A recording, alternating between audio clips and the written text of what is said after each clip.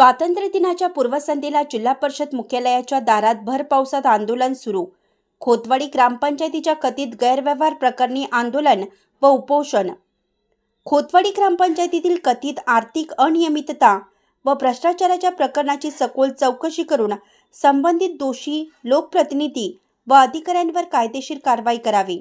तसेच या प्रकरणात गटविकास अधिकारी डॉक्टर शबाना मुकाशी यांच्यासह संबंधित अधिकाऱ्यांच्या भूमिकेची चौकशी करावी।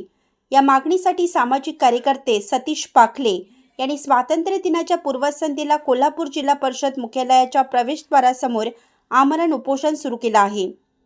भर पावसात सुरू असलेल्या या आंदोलनामुळे जिल्हा परिषद प्रशासनाची चांगलीच तारांबळ उडाली आहे। खोतवाडी ग्रामपंचायतीच्या कारभारासंदर्भात सामाजिक कार्यकर्ते पाखले यांनी यापूर्वीही विविध प्रश्न उपस्थित केले असून ग्रामपंचायतीतील कथित आर्थिक गैरव्यवहार, कामगारांच्या नावाने करण्यात आलेली देयके आणि प्रशासकीय पातळीवरील जबाबदारी याबाबत त्यांनी संबंधित यंत्रणांकडे तक्रारी व निवेदने दिली आहेत। दरम्यान या आंदोलनामुळे एक गंभीर लोकशाही प्रश्नही ऐरणीवर आला आहे। स्वातंत्र्याला 80 वर्ष पूर्ण झाल्याचा अभिमान व्यक्त करत असताना एखाद्या नागरिकाला आपल्या तक्रारीच्या निपक्ष चौकशीसाठी प्रशासनाच्या दारात आमरण उपोषण करावं लागणं ही प्रशासकीय व्यवस्थेसाठी आत्मपरीक्षणाची जबाबदारी आहे।